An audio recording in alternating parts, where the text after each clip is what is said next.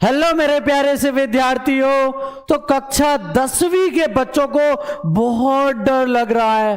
अरे sir, OMR sheet कैसे भरेंगे सर, कैसे मतलब 20 नंबर हमारे कि ऑब्जेक्टिव आएंगे सर। हमने तो अब तक पेपर पेन पर ऑब्जेक्टिव किए थे सर। हमको तो इस टाइप की एक कॉपी मिल जाया करती थी जिसमें हम यहाँ पर अपने क्वेश्चंस का जवाब दे दिया करते थे।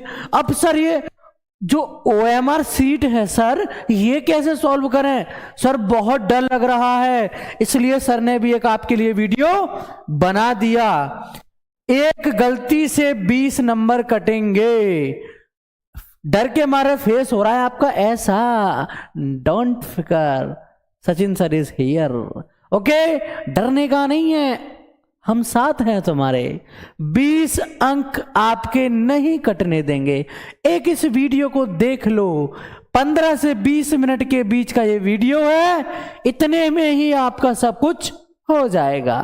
ओके, बोर्ड परीक्षा देने वाले छात्र जरूर देखें। कक्षा 10वीं बोर्ड एग्जाम पहली बार दे रहे हो, पहला तो ये डर। दूसरा, ओएमआर सीट कैसे फिल करेंगे, ये डर। तीसरा, वहां के टीचर्स कैसे होंगे, कैसा व्यवहार रखेंगे, ये डर। चौथा, अरे सर 3 घंटे का समय है, पूरे साल की मेहनत को 3 घंटे में कैसे लिखते हैं, ये अलग से दिमाग खराब हो रहा है। इसके अलावा 5वां पॉइंट, पड़ोसी, रिश्तेदार, घर वाले अगर फेल हो गया तो वो क्या सोचेंगे। ये कुछ 4-5 डर बच्चों को बहुत ज्यादा डिस्टर्ब कर रहे हैं। तो भाई अपने इस डर को निकाल दो दिमाग से बाहर, ठीक है।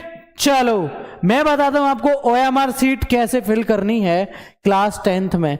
इस तरीके से आपके सामने ओएमआर सीट देखने को मिलेगी। यह नियम 2023 की परीक्षाओं में लागू हुआ कि ओएमआर सीट बच्चों को फिल कराया जाए। रीजन ये था कि आगे जाकर बच्चा बीएससी, बीकॉम, बीएड, एमएससी वगैरह करता है, यहां पर अक्सर कर ओएमआर सीट में आंसर देने को होते हैं क्वेश्चंस के। तो वहां बच्चे को शुरुआत में नई चीजें देखता है तो हड़बड़ा जाता है और वहां फेल हो जाता है। एक कुछ भी उन्होंने अपनी मतलब रिसर्च की या जैसे भी कुछ भी किया तो उन्होंने ये निष्कर्ष निकाला कि भाई 10th से ही ओएमआर सीट लागू करते हैं। पहले कंप्यूटर हमको कहाँ पढ़ाया जाता था, स्कूल्स में नहीं पढ़ाया जाता था, लेकिन अब कंप्यूटर शिक्षा भी हमारे स्कूल्स में लागू की गई है कि भाई किताबी ज्ञान के साथ साथ कंप्यूटर शिक्षा रियलिटी में भी बच्चों को दो। चाहे हफ्ते में 3 ही क्लास कंप्यूटर की होनी चाहिए पर लेकिन होनी चाहिए जरूर। तो ये चीज भी आई। तो धीरे धीरे हमको डेवलप किया जा रहा है। शुरुआत से ही हमको इस तरीके से एक कहते हैं ना कि एक चैन बनाकर ढाला जा रहा है एक समय में कि ऐसे वर्तमान में कि बाद में हमको दिक्कत ना हो, ठीक है, उस तरीके से हमको ढाला जा रहा है। अब ओएमआर जब बीएससी, बीकॉम, बीएड वगैरह में देखने को मिलते थे ओएमआर सीट, तो बहुत से बच्चों को नहीं आती थी, प्रॉब्लम आती थी। लेकिन आप 10th से ही सीख जाओगे तो आगे के लिए इन फ्यूचर आपके लिए अच्छा है। ये नहीं है कि ये तुम्हारा यही खत्म हो जाएगा ओएमआर का सीन, नहीं बेटा, ये तुम्हारा जब तक तुम ग्रेजुएशन करोगे तब तक चलेगा ये। ओके, हाँ, ये तब तक चलेगा, तो सीख लो अच्छे से। देखो क्या है, सिंपल कुछ नहीं है। बोर्ड ऑफ हाई स्कूल, थोड़ा सा कलर चेंज कर ले, रेड मैं कर लेता हूं ब्लैक कलर, ठीक है, मैंने ले लिया ब्लैक कलर, ठीक है। Board of high school and intermediate education UP board OMR, ठीक है। या तो ब्लैक पेन रखना या फिर ब्लू पेन रखना, एक ही पेन को रखना इस ओएमआर सीट पर, 2 पेन यूज मत करना कि यहां पर साइन नीले पेन से कर दिए और आंसर जो है यहां पर तुम अपना ब्लैक पेन से दो। तो ऐसी गलती तुम लोगों को बिल्कुल नहीं करनी है, इस बात को दिमाग में सेट कर लो, सबसे जरूरी बात है, ठीक है। आपको देखो यहां पर पहले बताया जाएगा कि गोले भरने का क्या तरीका होना चाहिए। देखो गोले भरने का तरीका, कुछ बच्चे इस तरीके से बिंदी सी बना देते हैं तो गलत तरीका, कुछ बच्चे इस तरीके से क्लिक कर देते हैं, ये भी गलत है, कुछ बच्चे आधा आधा फिल करते हैं, ये भी गलत है, कुछ एक ऐसे कर देते हैं, वो गलत है, कुछ लोग ऐसा करते हैं, गलत है। तो ये तरीका शुरुआत का यहां पर गलत यानी कि रॉन्ग दिखाया जा रहा है। इसके बाद सही तरीका ये दे रखा है, देखो आपने अच्छी तरीके से ऐसे फिल कर रखा है, ठीक है। जिला कोड वगैरह जो भी कुछ है यहाँ पर ईटीसी पहले से पढ़ा आएगा, अगर नहीं आए तो आप जो है अपने किसमें देखकर कर सकते हो, अपनी कॉपी में, सॉरी जो आपके पास होती है मार्कशीट, सॉरी हॉल टिकट यार, प्रवेश पत्र, हिंदी में बोलते हैं उसको प्रवेश पत्र।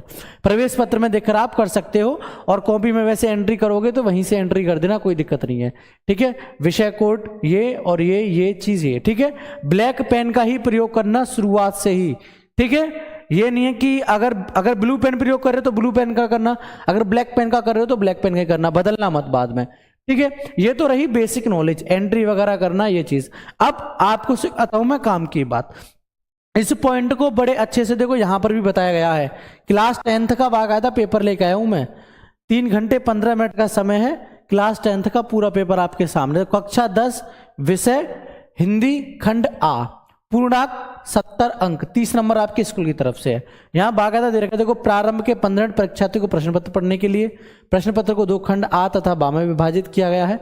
प्रश्न पत्र के खंड आ में बहुविकल्पीय प्रश्न है, जिसमें सही विकल्प का चयन करके OMR सीट पर नीले अथवा काले वाले पॉइंट पेन से सही विकल्प वाले गोले को पूर्ण रूप से काला करें। नीले अथवा काले, अथवा का अर्थ समझ रहे हो? अथवा का अर्थ ये होता है नीले में से या फिर काले में से, यानी कि ब्लू या फिर ब्लैक में से सिर्फ एक का ही प्रयोग करना है, दोनों का प्रयोग नहीं करना OMR सीट पर या फिर गोले फिल करने में।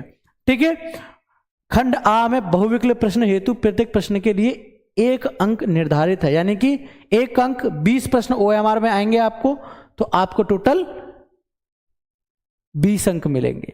ठीक है, चलो अब मैं आपको और भी चीजें बता दूं। OMR सीट पर उत्तर अंकित किए जाने के पश्चात उसे काटे नहीं इरेजर एवं वाइटनर वगैरह से। OMR सीट है ये। अब यहां पर बाई चांस तुमको जैसे पहले का ए में जवाब देना था, लेकिन तुमने जवाब दे दिया डी में, अब ये क्या हो गया? गलत हो गया, गलत हो गया। अब बहुत से बच्चे क्या करेंगे कि इरेजर लेके ऐसे इसको साफ करने की कोशिश करेंगे, जिससे और गंदा हो जाएगा। ठीक है, या फिर व्हाइटनर से कर देंगे, तो ये क्या है? गलत है। ये चीजें भी आपको नहीं करनी। आपको क्या करना है, जो हो गया उसे होने दो, बाकी में अपना समय बर्बाद ना करें। ठीक है, चलें अब मैं आपको बताता हूं पूरा तरीका। देखो ये एंट्री वगैरह आपको कहां से करनी है, जिला कोड आप जिस भी जिले से हो, ठीक है, वो कर देना। उसके बाद केंद्र कोड, यानी कि आपकी जो प्रवेश पत्र है, जिसे हॉल टिकट कहते हैं, एडमिट कार्ड जिसे बोलते हैं, उस पर आपका केंद्र का कोड, यानी जिस स्कूल में आप पेपर देने गए हो, जिस स्कूल कॉलेज में, उसका कोड होता है, उस कोड को आपको यहाँ फिल करना है। आपका अनुक्रमांक, यानी कि आपका जो भी रोल नंबर होगा वो आपको यहाँ डाल देना है। विषय का कोड या नाम, आपका पेपर होता है, सपोज दैट देखो ये वैसे तो क्लास 12th का पेपर है, तो क्या है जो यहाँ पर कोड बना हुआ है 324 AY, तो आपको यहाँ पर 324 AY विषय का कोड बता देना है, और विषय लिखना चाहते हो तो लिख देना। ठीक है, प्रवेश पत्र संख्या वो भी आपको यहाँ पर डाल देनी है। ठीक है, कि प्रवेश पत्र संख्या कौन सी है। ठीक है, जैसे कि इस पर 131 लिखी हुई है, वैसे ही आपको कर देनी है। ठीक है, और उसमें लिखा होता है कि कौन सा कैसे क्या है, वहां पर आपके टीचर्स वैसे बता देंगे, वो लोग, आपको डरने वाली बात कोई है नहीं।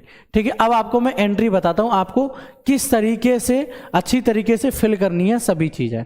अब जैसे कि आपसे पहला प्रश्न पूछ लेता है, आपसे पहला प्रश्न पूछा गया बहुविकल्प प्रश्न खंड आ। ठीक है, आपसे ये पहला प्रश्न पूछेगा।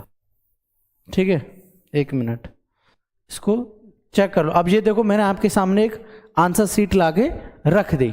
ठीक है, अब आपसे पहला प्रश्न पूछे बहुविकल्प प्रश्न खंड आ कि बाबू गुलाब राय किस युग के लेखक हैं? भारतेंदु युग, द्विवेदी युग, शुक्ल युग या फिर शुक्लोत्तर युग।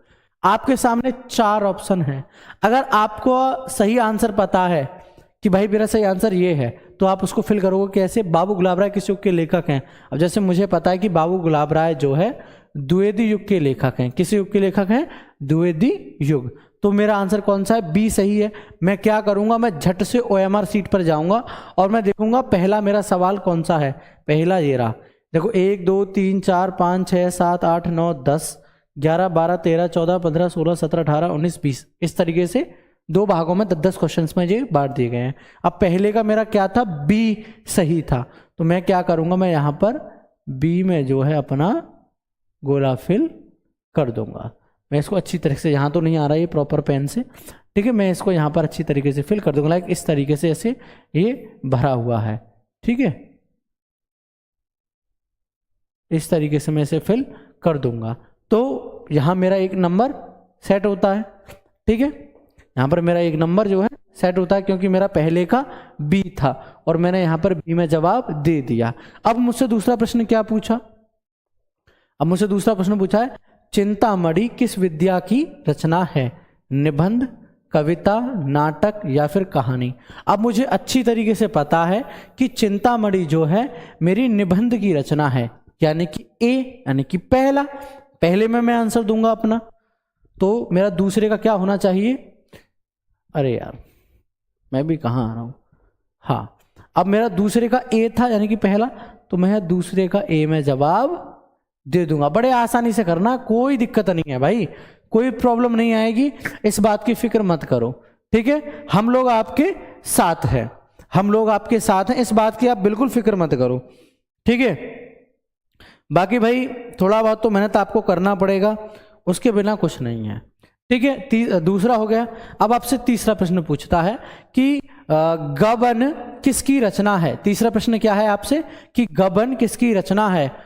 ए option Munshi Premchandra, B option Jaishankar Prasad, C option Nirala, D option Harikrishna प्रेमी।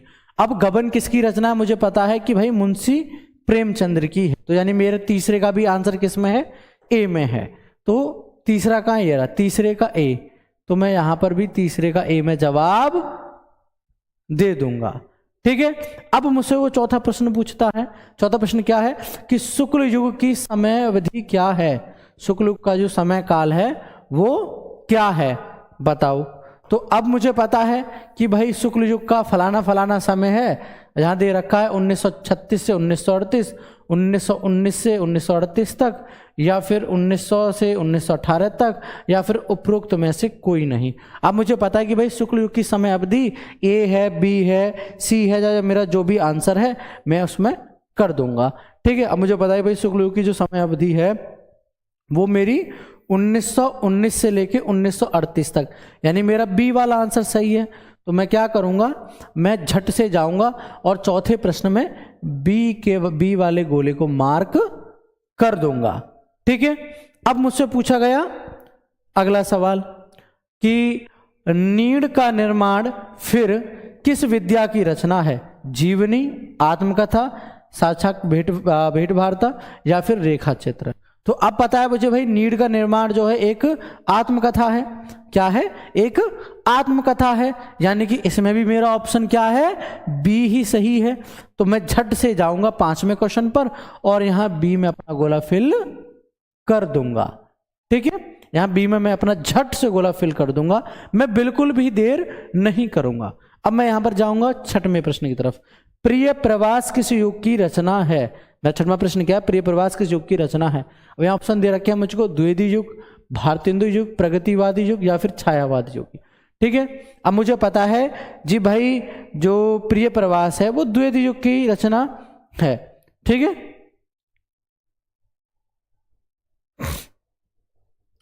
तो मैं यहां पर किस में आंसर करूंगा, द्विवेदी युग में आंसर करूंगा, ठीक है।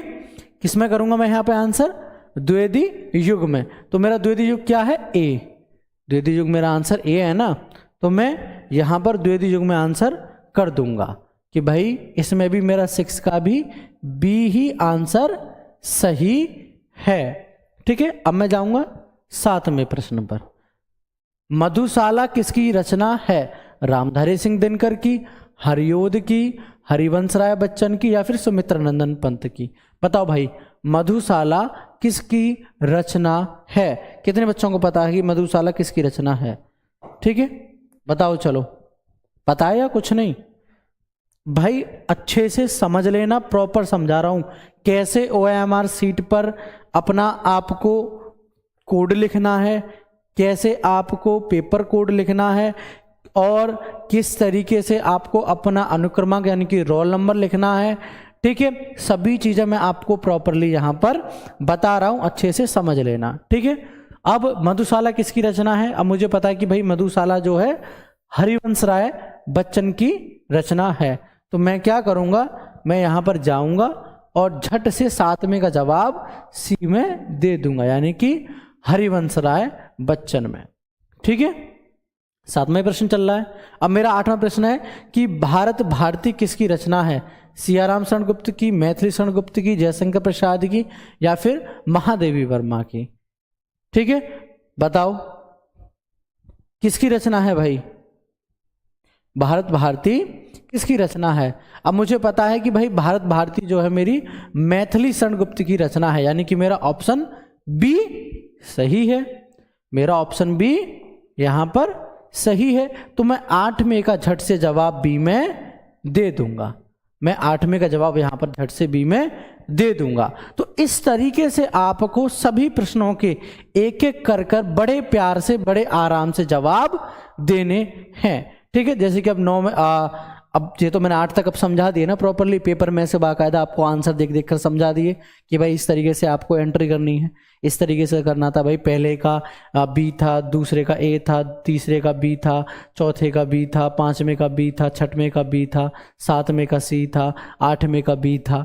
ठीक है, अब जैसे मान लो 9 का डी है तो आप डी में कर दोगे, 10 का सी है तो आप सी में कर दोगे, 11वें का बी है, ठीक है, 12वें का सी है, ठीक है, 13वें का बी है, 14वें का डी है, उसके बाद 15वें का सी है, फिर उसके बाद 16वें का डी है आपका, फिर 17वें का बी है आपका, फिर उसका सी है 18वें का, 19वें का फिर डी है आपका, और 20 का ए है आपका। तो आप इस तरीके से यहाँ पर सभी सवालों के जवाब दे दोगे अपने होगे।